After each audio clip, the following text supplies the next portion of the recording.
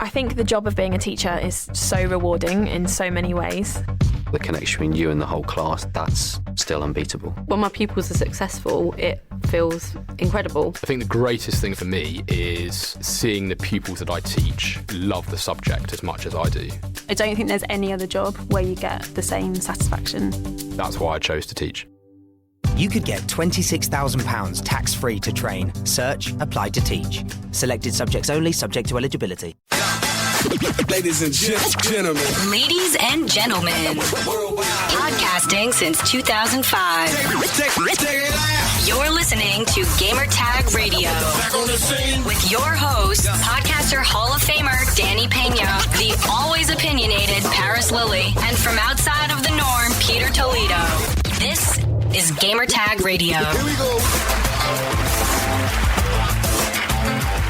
Welcome to Gamertag Radio, episode 675. This is your host, Danny, and the guys are still taking a little vacation. We worked so hard during last week's E3 event in California, and we were there for, I believe, almost 7 days. Almost 7 days. It was like 6 days in total, and we had a blast over there. We managed to upload over 50 episodes during the week of E3. That's the first time in 12 years that we ever done that before, man. So shout out to Brian at CBS Radio New York. He's been a huge help. He managed to help us out with the editing and also upload the content and everything. So thanks to him, we managed to do that. Also, Anthony from CBS Radio LA, audio engineer. He helped us out big time too with the recording and checking to see the mics is good and everything. So that was a lot of fun, man. So shout out to them, man. Also, our listeners that have been hitting us up all week through Discord, Twitter, Facebook, even emails and voicemails. Thank you so much. Eventually, we're going to answer your questions because there's a lot of questions that people have been sending us. We just need a break, guys. It was a lot of work. I lost my voice towards the end of E3. So hopefully once we come back, we're ready to do this again with a whole roundtable discussion and everything. So good thing that I managed to save a couple of interviews for you, the listener, because we're trying not to take no days off here. And we're going to keep on releasing content until we come back and have like an official roundtable discussion with the whole crew and everything. So another thing too, I'm planning to go to Dominican Republic. I'm going to be staying at Santo Domingo. I'm heading over there June 24th. I'm staying there to June 30th. So any listeners from over there in the island, hit me up. Godfrey at gamertagradio.com. I would love to meet you. There's a couple people there I'm going to be meeting. And I'm planning to record an episode of Gamertag Radio live from Dominican Republic all the way in Santo Domingo. And I just want to learn more about the gaming community in Dominican Republic now in 2017. You know, back in the days when I was living over there for 4 years, I had like a little place where people will go and they will pay me and they will play my Super Nintendo games or Sega Genesis games, and I have a lot of TVs. So it was kind of like a little arcade, but it was all Super Nintendo and Sega Genesis consoles and games. But I was one of the first people that started doing that back in the days over there. And a lot of people started copying me over there. And I just got tired of it and I stopped. But it was the gaming community was pretty big back then. So I can imagine now, you know, with the PlayStation 4, Xbox One, also now with the Nintendo Switch. I'm just curious to see how it is over there. Plus, I used to play a lot of arcade games too over there. So that's where I actually played Killer Instinct for the first time, the arcade. I played it over there in at the Capitol in Santo Domingo. So yeah, definitely going to be talking to my gaming friends over there, and I just want to get feedback about that. And there's a lot of developers over there too that have been making games not only for the mobile phone, but they're trying to make games for like the for PlayStation and Xbox. So I'm going to try to see if I can hunt them down and sit down with them and record over there. So stay tuned. That's going to be a lot of fun. And I've never recorded an episode over there at Dominican Republic. So that's going to be very, very interesting. The fun is back. Oh, yes, sirree. It's the 2600 from Atari. It's the video system with class Space Invaders to cars that roar. A real hip joystick controls the screen. Solaris is hot and Midnight Magic's mean.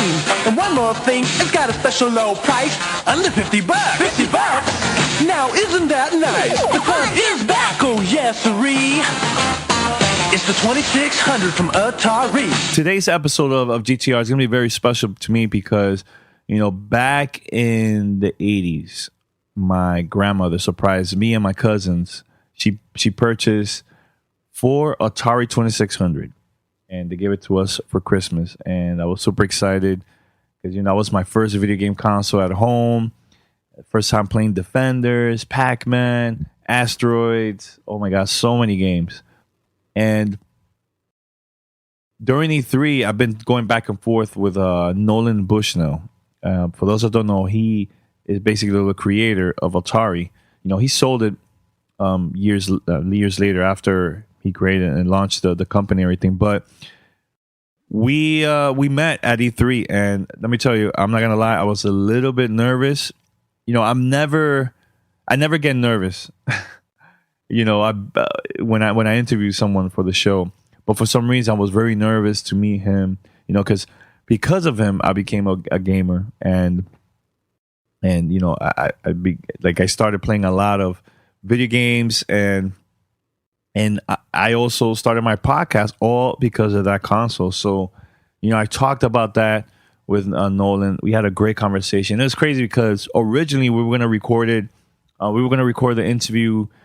I believe it was like Wednesday afternoon. We had everything set up and everything, but he was having a lot of issues because of the whole open to the public. He couldn't really walk a lot of places around there inside the LA Convention Center, and he was like, "Nah, I can't do this." You know, every time he walks around, people want to take pictures and everything. So it was hard for him to get to the appointment or the meetings that he had behind closed doors because of that, you know. So he called me when I was at the meeting room trying to edit a couple of episodes I was planning to upload and send it to CBS. And I picked up the phone and I'm like, hello? I didn't know who it was because I didn't recognize the number and stuff. So yeah, he called me and he said, "Hey, Danny, this is Nolan." I was like, hello, what? Like, I was not expecting. I got really, really nervous when he called and stuff. So, but yeah, so we met up and we recorded a 15-20 minute interview, just having a great conversation about back in the days and also about his new company that he launched a couple of years ago. It was all about VR. But before I play this interview, let's talk about this. So during E3, there was a big buzz about this 21-second video that came out. It was on YouTube about Atari. I was like, all right, let me look at it. And once I looked at it, they're launching. It looks like they're launching a brand new console. It's called the Atari Box. Go to AtariBox.com. It's a 21-second video.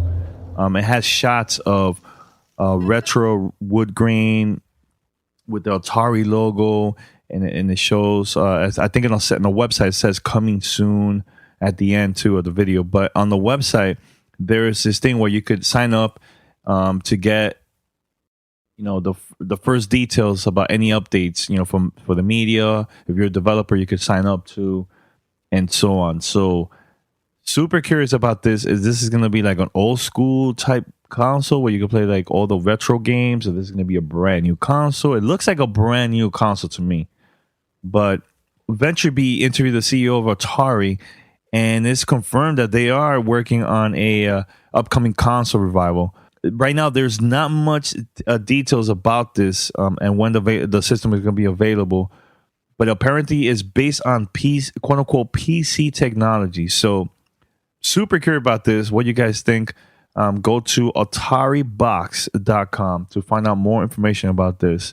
You know, I'm just curious what type of games are going to be available. The developers, are there also working with big time third party companies or what? I'm super curious about this. And the most important thing is price. Super important. We'll see what happens. But now let's talk about our sponsor, Western Digital. With WD, you're now able to get solid-state drives and hard drives to fit your unique needs. When you add the superior performance of a WD solid-state drive to your PC, you get a blazing read speeds so you can boot your system quickly or load games and other applications in a snap. Combined with a reliable WD hard drive, you get up to 6 terabytes of storage to keep your games library, direct feed video, podcast, and more, all in a single place. And here you go, GTR listeners. This is for you. And for limited time, that's right, limited time, Gamertag Radio listeners can get 20% off WD SDDs with coupon code WDGTR. That's WDGTR. Find out more at WD.com/GTR. And that's one thing that I love about this, because this is a limited time offer. You know, shout out to Western Digital. They hooked us up for our, GTR listeners. And a lot of our listeners been hitting us up through Facebook, through Discord, even through Twitter, saying that they took advantage of this promo code and they bought their solid state drive, for their PC and stuff. So take advantage of this, guys. This is limited time. First come, first serve. Just take advantage of this. And, P and Paris, they've been loving this, especially now that Paris, been working a lot of the videos. By the way, go to his YouTube channel. He's been posting a lot of videos lately. He's been working on that. And, those takes a lot of space, man, when you do a lot of, video editing and stuff. And especially if it's 4K. And also all these games that, P and him been downloading through Steam. So take advantage of this. It's limited time. Once again, is coupon code is WDGTR. That's WDGTR. And find out more. Go to WD.com/GTR. And now let's play our interview with Nolan Bushnell. Send us your feedback or questions. Give us a call at 786-273-7GTR. Email us at fanmail@gamertagradio.com or leave a message on speakpipe.com/gamertagradio. All right, so it's an honor to have the legend Nolan Bushnell here. And very quick, before we start recording the interview and stuff, my grandmother bought me my first video game console when I was a little kid. It was the Atari. So thanks to you, I'm here, at E3 and doing my podcast and everything. And yeah, it basically changed my life. So thank you. Well, my pleasure, and thank you and your grandmother. I like to sell stuff. So, how did it came up? How the whole Atari concept came about back in the days? I was probably the only electrical engineer who had put himself through college working at an amusement park.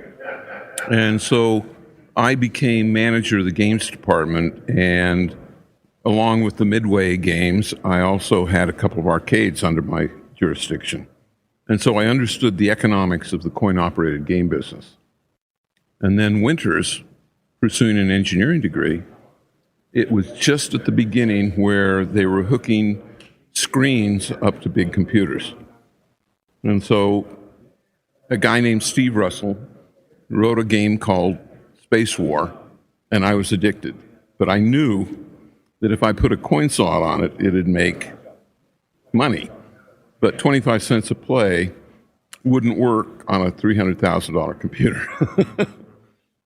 All right. And what about was that the big hit for you? The big first game that was everywhere? The first game was a success, but not a hit. It was called Computer Space. And I molded it out of a fiberglass, and it was very spacey and all that. But it was a little too complex for a blue-collar worker in a beer bar. And so the next game was Pong, and of course that was a huge success. And how that came about, too, the idea of Pong? Well, we had programmed the big computers to play ping pong. Willie Higginbotham did a ping pong game. And then Magnavox, with their Odyssey game, I actually saw it at at one of their trade shows for their distributors. And I saw it, and it was a ping pong game And I thought, boy, it's really crappy. But looked around and people were kind of having fun with it. I said, well, using my technology, the Odyssey was kind of an analog technology for the consumer. And ours was digital, it was crisp, it was good. And that's how Pong started. And it was simple, and it was actually a product that we didn't think was a product. I saw it as a training program for one of my early engineers. So back then, the business was super different back then. Why did you manage to sell Atari back in the days too? You just got tired of the video game business, or what? The world of venture capital was very different then. There were only a few. Like, we didn't raise a penny of venture capital until we were at about 30 million in sales. But the Atari VCS, it was very clear that we didn't have enough capital to put that into the market. It was a big product. It had cartridges and it was $170. And so we were planning to take the company public to raise the capital to build the factory, to build that and all that. And the market, the stock market, became really soft, and so our underwriters said that they probably couldn't get us off, and so we looked for a corporate partner, and Warner came along, and they said we'd be more than happy to fund it, but we want to own the whole company. And what are your thoughts about when people say, yeah, Atari basically? There was a video game crash back in the early 80s. Was it early 80s and stuff? Or mid 80s? 83. What are your thoughts about that? Because a lot of people have been always mentioning that. And also, they also mentioned this game, E.T., for the Atari. So what do you think? The crash was suicide on the part of Atari management. It wasn't homicide. It was what the big mistake after I left Atari, and I left because the guys from Warner all came from the record side, and they didn't understand that the video game business was being both the record and the record player. All they could see were cartridges, cartridges, cartridges. And I felt that you had to upgrade the hardware every 3 to 4 years. Because, for example, when we built the 2600, it had 128 bytes of RAM. Huge difference now. Not kilobytes, bytes. And so, but by the time we hit the market, the cost of RAM had dropped by 2 orders of magnitude. So we could have had, for the same amount of money, we could have had 128 kilobytes, And so with that, the architecture gets very different. In fact, and so by not upgrading that and trying to put another 10 million VCSs into the market that was already saturated. I remember seeing commercials that was like under $50, right? The Atari, I remember that. Yeah. But I mean, the video games industry has changed throughout the years, and you've been at E3 this time. How's it been, the experience this time? There was a lot of people there, man. They opened first time open to the public. But let's talk about the technology. Was there anything that caught your attention for this year? Oh, this year, I think that I'm very involved with VR. And I think that VR is a little bit early for the home. I think the public space is going to do very well in VR. I'm actually surprised there isn't more AR, augmented reality, out there with cell phones, but there's a few. I think that the business here is getting big, but it's also getting kind of repetitive. So you're saying? A lot of sequels, a lot of sequels, Rocky 247. Yeah. I mean, they're like, for example, Microsoft announced like their new console, Xbox One X. Is that something that you like too, like 4K, or PlayStation 4 Pro is also 4K? Do you think that's also the future besides VR? I think that there's there's some really wonderful things in the console market. I particularly love things like, Guitar Hero and Just Dance. I mean, our family, we always, push the couch back and do Just Dance and when we have a party and things like that. And the people that haven't seen it love it. And it's actually really good exercise. It's a fun way to get a real sweat up. And so I think that the console market with the, IR cameras and the various things, I think it expands the palette of what you can do with things. Is there any VR games that you played that's really, really good that has potential to become a hit? Oh, yeah. I mean, all of the stuff that we're doing at Modal. Yeah, we got to talk about that too, right? Yeah, well, believe it or not, the guys, just to mess with me, did a VR Pong game in which you're the paddle and running back and forth to hit the ball back and forth and what have you.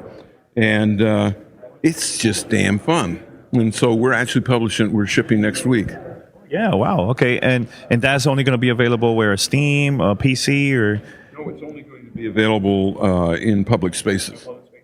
Because we have this tracking technology. In fact, you should go into modalvr.com and see the whole thing, because it's cool. You should talk about more about your project, because a lot of people probably don't know much about it. Modal VR is a tracking system hardware platform in which we can track your full body over the area of a football field. We can track 16 people, so you can do, laser tag VR, and you're physically running. You can be running around that. Go into Modal, MODAL, VR.com, and look at the videos there, and you'll get a good idea of some of the things that we can do. And like I was saying, we got a VR Pong that's just and giggles. I mean, do you see yourself also working on projects for consoles too, or is it only going to be like that, just PC for now? The console market is such red ocean, and I try to go where no man has gone before. And for example, Modal VR, we're the only people that can track you over that big an area, and technology works though like that. Huh? That's kind of crazy that it tracks that many people, and you said it's out of a football field, right? Well, stop to think about haunted hay rides. We've got a piece of software that's just going to scare the shit out of you for this Halloween, and you can set up in any parking lot. You set up and tear down in 15 minutes. So I can imagine a game like a horror game that would be perfect. Do it at a parking lot, right? Yeah. I can see that big time. Oh my God, that would be a super different experience. Your kids in a mall, getting to walk through Santa's Village, and what have you. It's going to be it's really cool. But the other part about it, because we can track you over a football field, think about police training, where you can simulate an urban environment, and in life and death situations, the more training with situational awareness, it really, really helps. See, like the other day I played VR, I think like my second time playing VR, and I got motion sickness. I don't know, it was maybe the game was too early. For those that are in that situation, sitting down. Yeah, I was sitting down. So this one, I'm moving around. I've been in it for an hour and not a bit of motion sickness. What about sound? How's that also? Wonderful sound. Yeah. So that's your first game, the Pong game for your, and got another sort of a space zombie shooter that's coming right after it. So okay, so this is more for bigger companies if they want to. It's really what we call the family entertainment, Dave and Buster's, and the miniature golf courses and things like that. You guys got to do something for the home, man. That would be awesome, right? Well, we're a small company, and my rule is, when you're a little company, don't go and compete with the Facebooks and the PlayStations and things like that, because they can just outgun you.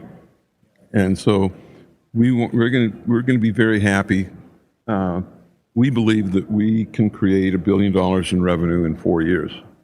That's good enough. So, what made you want to focus on VR and not an other like a new console? Why VR? Well, first of all, I'm at the stage in my life where I'm not CEO of anything. And so I have several things I do, but I try to focus on things that I think are revolutionary and that I know a lot about the public space entertainment thing. Chuck E. Cheese, Atari's coin-op division, what have you. I've had 2 or 3 coin-op. I also understand the gambling business pretty well. And so I just felt that VR represented a very interesting thing for us to be able to do. And the technology that we discovered puts us basically in a very good place. What's next, you think, for the industry, gaming-wise? I'm actually working on a movie that you can play. How that will work? Well, understand that there's a way you can integrate play and narrative, and so what we're doing is creating a series of new experiences. So, for example, when you're watching a movie, you're seeing the point of view that the director wanted you to see. What happens if you can choose the point of view and wander around amongst the actors in VR? And make choices too that will affect the story? Yeah. I think that sounds pretty nice. It's pretty... It's hard. Hard? Well, yeah, it's because the combinatorial effects, unless you can force the storyline to converge, you just can't have, every time you branch, there's branches on branches on branches, and pretty soon it's a combinatorial nightmare. And so you have to be able to prune the branches by reconvergence. I know you do a lot of speaking gigs. Is there any events coming up that you're going to be speaking at? Because, maybe somebody is interested would like to check it out. It's one of those things where the next little while I'm going to be doing quite a few things in South America, a few things in Europe, but in terms of big ones here, I'm doing a lot of speaking on creative management, and they tend to be sort of industry things, not gamer centric. That's fine. But Nolan, I just want to say, man, it was an honor to sit down with you and record this interview. It's been a life changing for me playing Atari and everything, and now I'm still doing this now for like 12 years and everything. So thank you once again. Well, I'm glad for you to be fans. What you need to do is you need to interview my kids. I've got 3 kids that are heavily in the game business. Got to do that. We got to make it happen. Yeah, Tyler Bushnell and Wyatt. Why they got involved? Was it because you knew? They knew. They were trained at the dinner table. That's awesome, man. Yo, we definitely got to make it happen. Next time when I'm here, we'll email each other. We'll see what happens. Thanks a lot, Nolan. Welcome to Play It, a new podcast network featuring radio and TV personalities talking business, sports, tech, entertainment, and more. Play it at play.it. Back on the scene. This is Gamertag Radio. Voicemail at 786-273-7-GTR. Sweet and sour salmon with bok choy, carrot, and ginger fried rice. Parmesan crusted chicken with creamy fettuccine and roasted broccoli. I mean, that sounds good, right? It sounds like something you would want to eat. And it's meals like these that make Blue Apron the #1 fresh ingredient and recipe delivery service in the country. Blue Apron provides you with an amazing variety of meals that you can select or get a grab bag of sorts selected by the Blue Apron culinary team. Either way, each meal you receive from Blue Apron comes with a step-by-step, easy-to-follow recipe card and pre-portioned ingredients, and the typical meal takes anywhere from 40 to 45 minutes. Time is money. And not only do you save time by not having to go to the store, but for less than $10 per person per meal, Blue Apron delivers great tasting, seasonal recipes along with pre-portioned ingredients. I mean, I can't tell you how many times I've bought a bunch of cilantro parsley for a meal and only used a little bit of it, and the rest of it ends up in the garbage. So you're saving time and money, and you get a great meal all at the same time. So all you got to do, check out this week's menu, get your first 3 meals free with free shipping by going to blueapron.com/gamertag. You'll love how good it feels and tastes to create incredible home-cooked meals with Blue Apron. So don't wait. That's blueapron.com/gamertag. Blue Apron, a better way to cook. All right, so we're back here. Thanks to Nolan and his publicist, Nancy, they've been helping us out. Behind the scenes, we made it happen. It was an honor. It was an honor to have Nolan on the podcast, and it was a lot of fun. Every time I go to speak about the history about GTR and everything, I always mention that about my grandmother buying me the Atari 2600 every single time. So it's pretty cool. So then, my grandmother bought me an Atari 2600. She's the reason why I got... Oh, we got some couple gamers here. Okay, that's good. So she's the reason why I got into gaming. So I remember my first game was Defenders for the Atari 2600, Pac-Man. I don't know if there are any Pac-Man fans here. Yeah. So, thank you, abuela. And I'll never forget the commercials when I was young. The Atari, $50, $50. That was a lot of fun. So anyways, all right, so I'm going to the Dominican Republic. Sorry that the show is short. Like guys, we worked a lot, during E3. We're trying our best to release content for you while we take our vacation. And, I'm going to the Dominican Republic for 6 days. So I'm also doing a media tour there to promote the Messengers, a podcast documentary, which is coming out very, very soon on iTunes.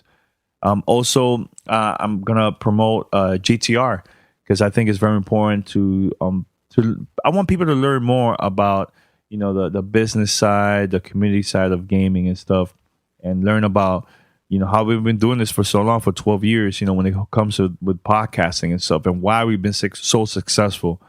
So I'm definitely going to be doing that in Dominican Republic, and of course, taking a little vacation, of course, but it's going to be a lot of fun, a lot of fun. So while there, hit me up. I'm going to be, posting pictures on my social media accounts. You can follow me through Twitter, Instagram, and even Facebook. And also, if you're in our Discord channel, I'll definitely post some pictures over there too. So, but that's it. Just want to say thanks. Next week, Monday, I'm posting this pretty cool Q&A session that we recorded in New York City at CBS Radio, New York. Where we had a screening of The Messengers, a podcast documentary. We have a lot of the members from the GTR committee there, from all over that area of New York, and also close by from the East Coast area. And they drove to New York City to be part of this event, and they got to see an advanced screening of The Messengers. So after that, we had a Q&A session. It was with me, the director, and also the executive producer of the movie. I'm going to play that for Monday, so stay tuned. It's going to be a great Q&A session, so stay tuned. All right, until next time, we're out. Peace. Thanks for listening to Gamertag Radio. Be sure to like us on Facebook and follow us on Twitter.